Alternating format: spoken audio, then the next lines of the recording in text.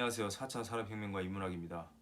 오늘은 로크의 경험 개념에 대해서 생각하겠습니다. 이전 영상에서는 고대 그리스의 초월적 이성에 대해서, 그리고 근대에는 데카르트, 여러 철학자들이 있습니다. 과학자들이 있고 또 인문학자들이 있는데, 특별히 저희는 취사 선택해서 데카르트와 로크를 살펴보겠습니다.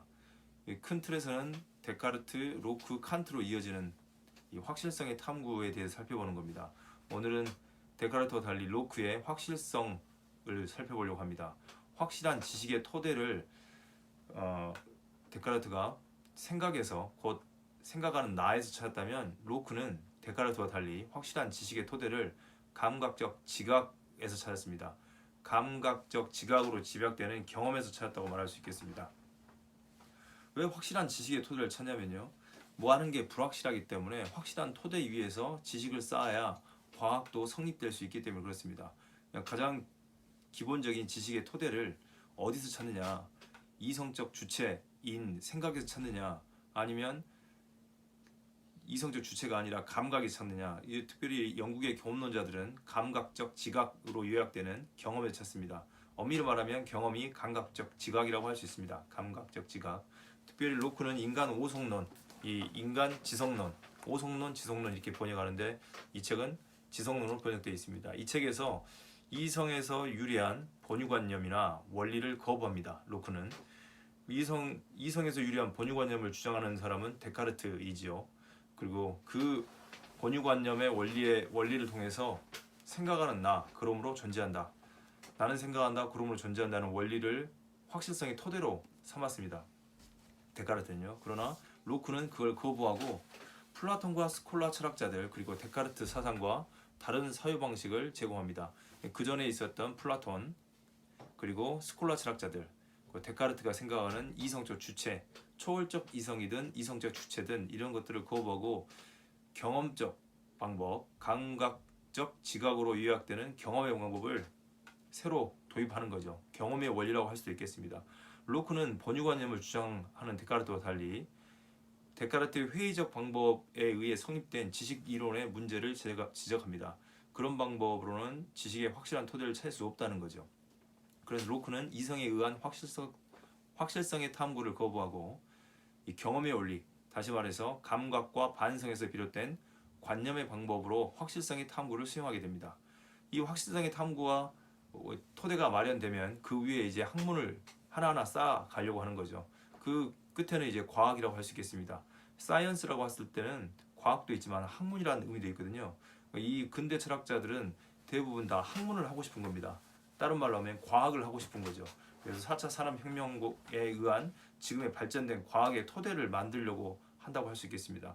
그 로크는 지식의 재료라고 부르는 관념들을 분석하고 분류하고 그 기원을 추적해서 모든 지식의 토대가 되는 관념들이 경험에서 발생한 단순관념으로 환원된다는 것을 보여줌으로써 지식과 관계하는 관념을 경험의 기본 단위로 설명하는 경험주의적 입장을 확고히 합니다.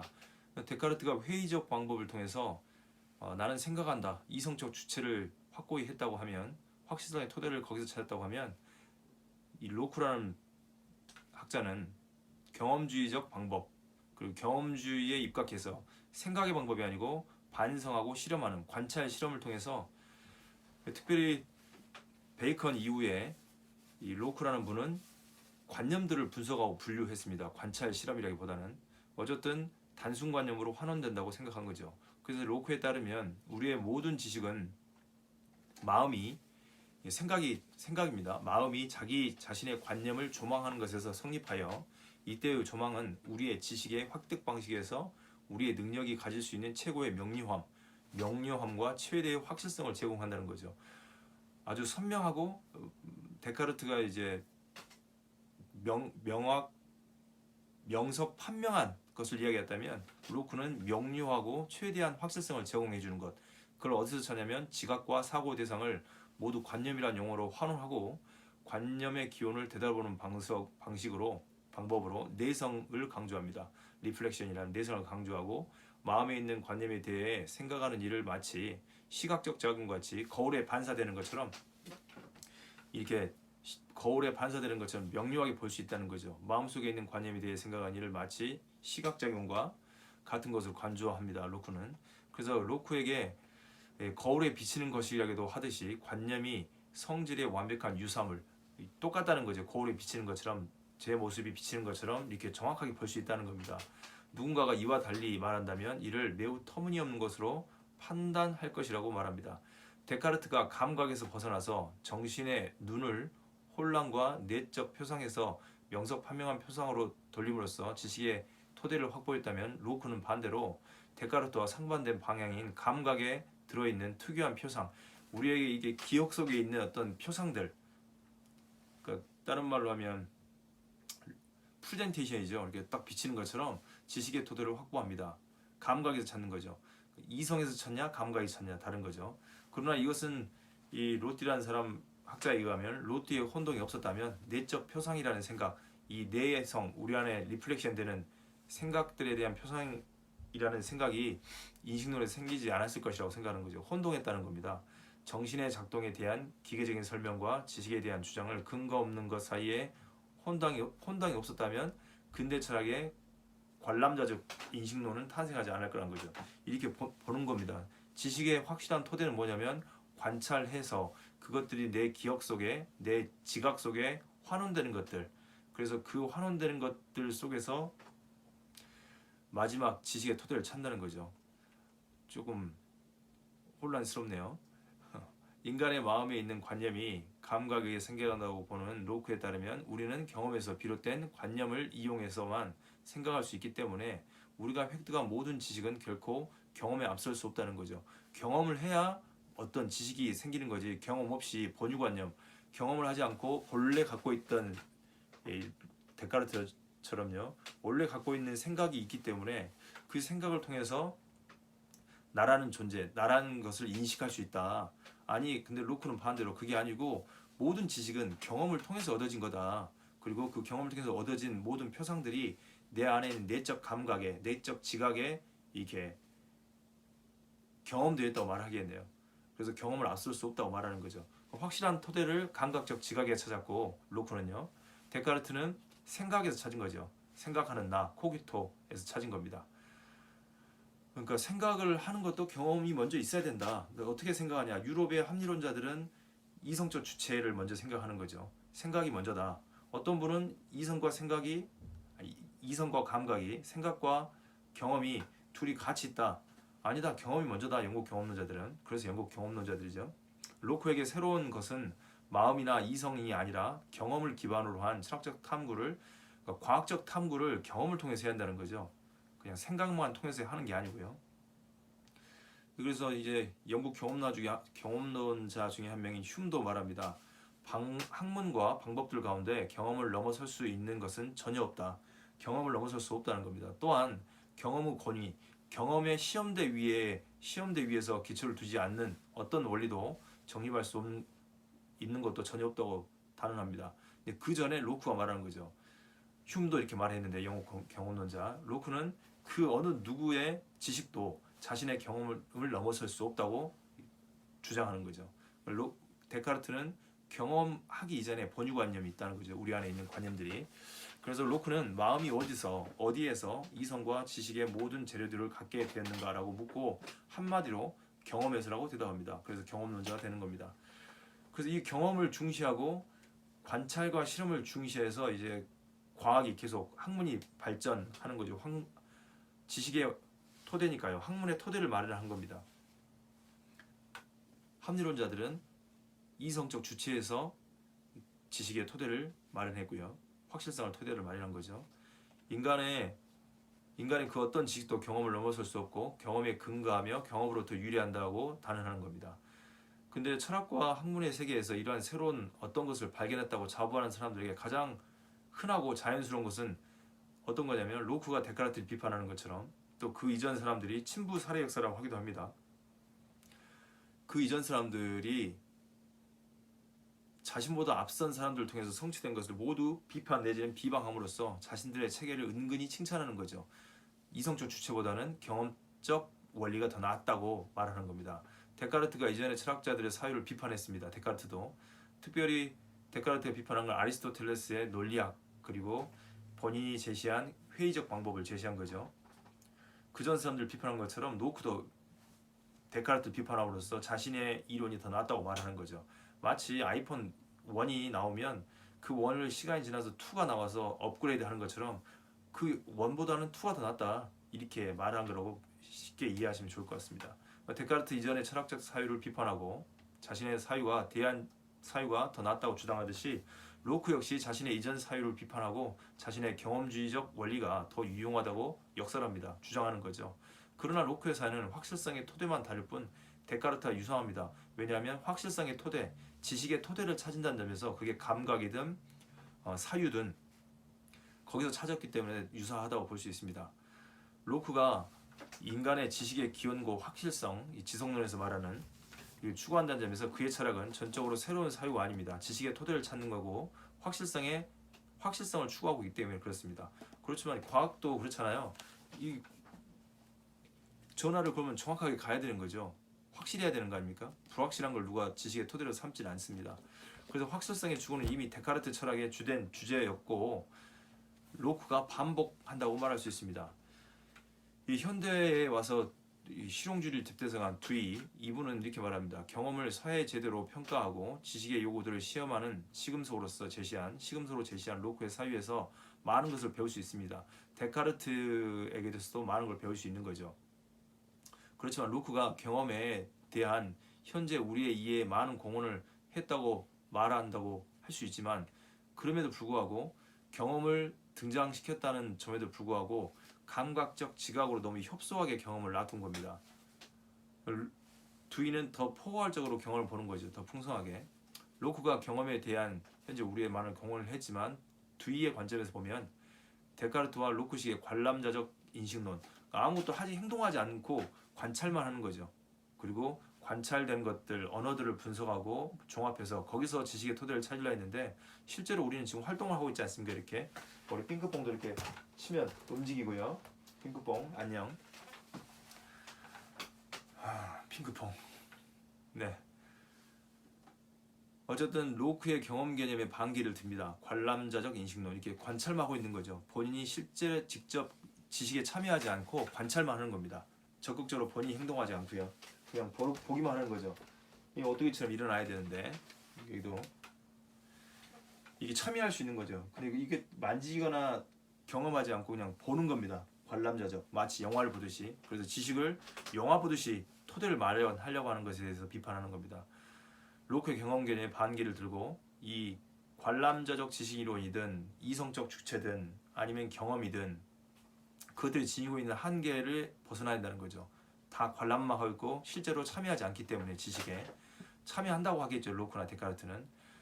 그래서 로크가 인간을 외적인 원인과 자극의 결과로 환원시킴으로써 인간의 행동의 통합적 특징을 외면하고 이 행동도 하고 경험도 하고 여러 가지를 해야 되는데 그거 없이 그냥 생각으로만 혹은 경험에 주어진 감각적 지각들을 분석함으로써 지식의 토대를 마련하려고 했다는 거 환원주의라고 말할 수 있는 겁니다. 인간의 행동의 통합적 특징을 외면하고 인간의 경험을 조각으로 이 조그만 조각으로 감각적 지각으로 나누었다는 거. 나눴을 뿐만 아니라 인위적으로 분해했기 때문에 문제라고 지각합니다. 그래서 이 자연주의자의 시각, 과학적 시각에서는 경험주의자들이 주장하는 경험 내용이 매우 협소하다, 풍부하지 못하다는 거죠. 경험에 대한 로크식의 설명 역시 우리 경험에 대한 적절한 해명으로 취급할 수 없고 너무 빈약하다고 비판합니다. 그래서 전통 과학 혹은 철학들의 대답들은 그 대답들은 서로 완전히 일치하진 않지만 경험이 개별적이고 우연적이고 우발적이고 개연적이라는 거, 개별, 우연, 개연적이라는 거.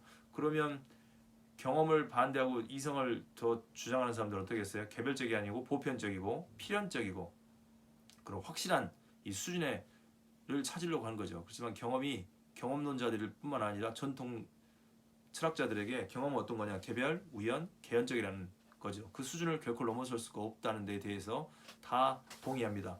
그러니까 다시 경험보다는 보편적인 것 혹은 필연적인 것, 확실한 것을 추구하게 되는 거죠.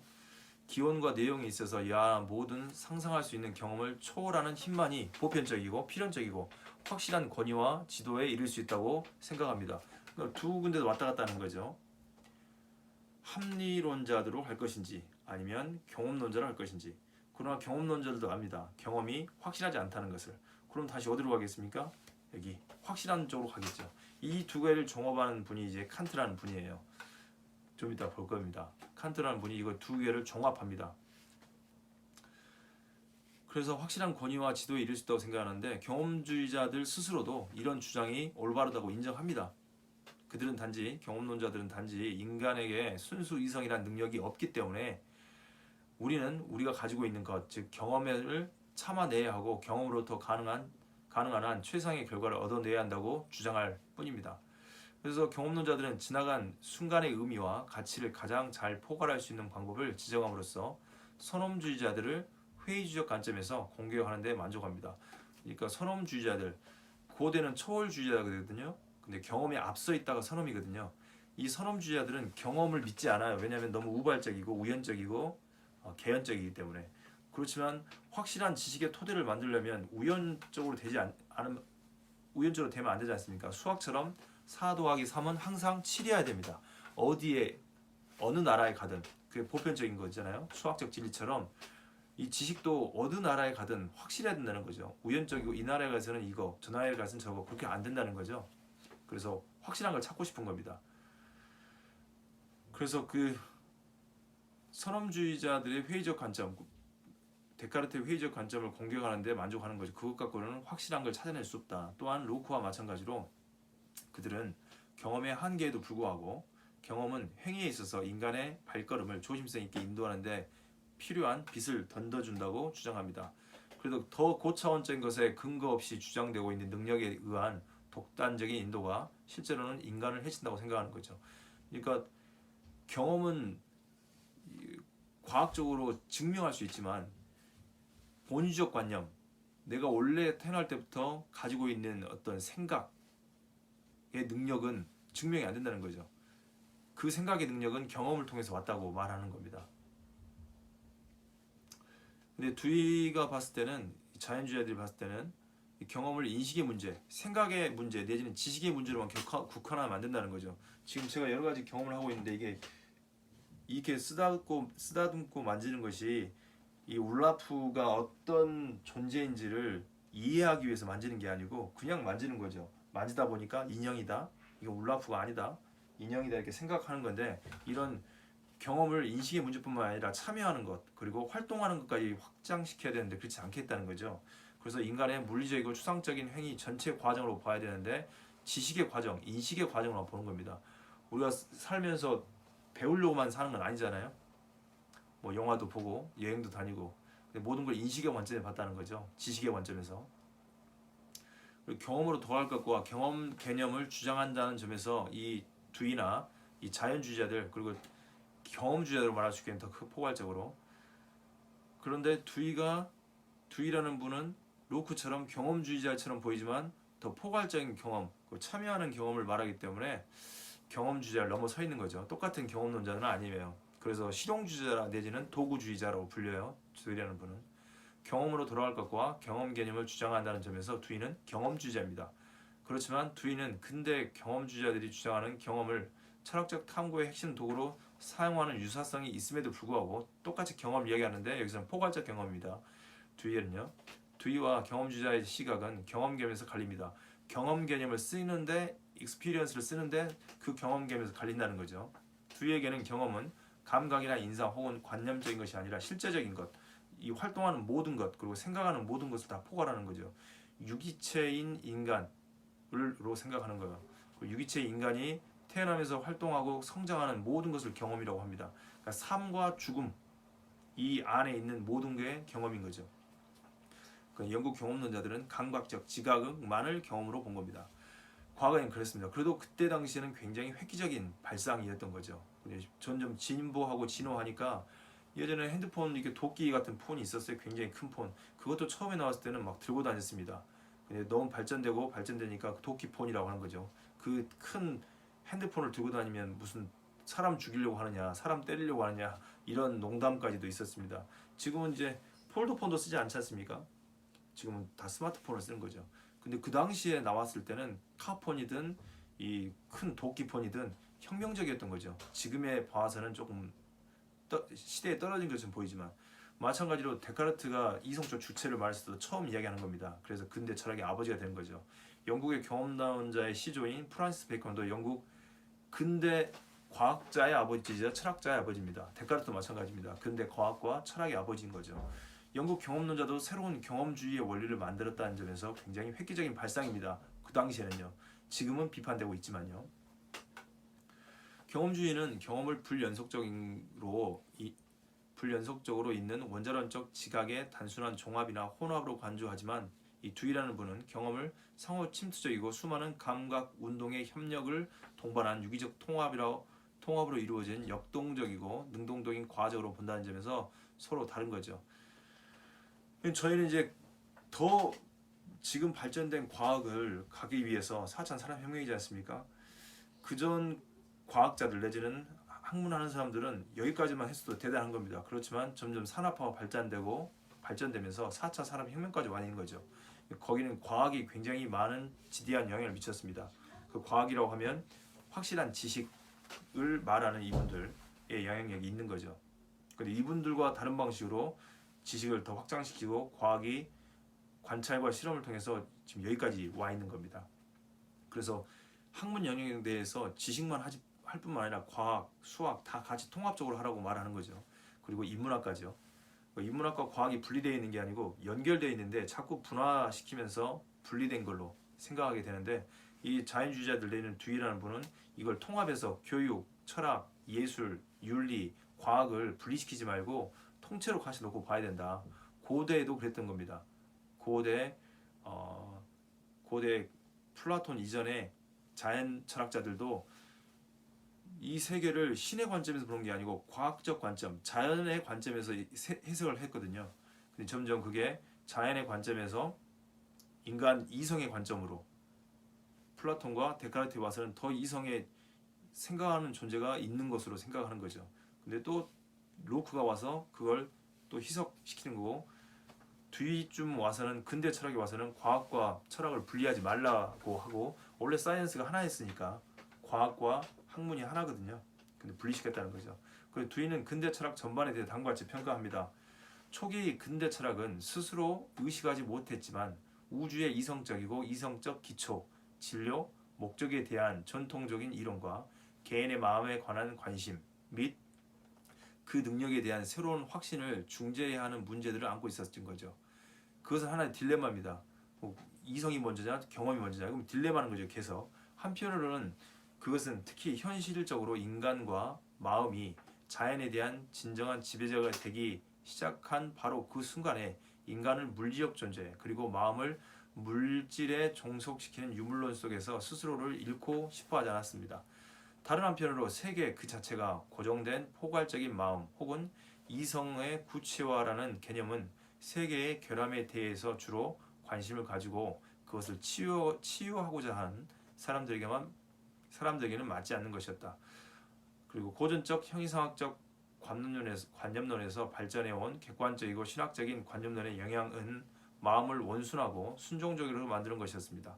새로운 개인주의는 한때 자연과 운명을 최종적인 것으로 구체화했던 보편적 이성, 중요한 개념이죠. 보편적 이성의 개념에 의해 부과된 이 제한에 부딪혔습니다.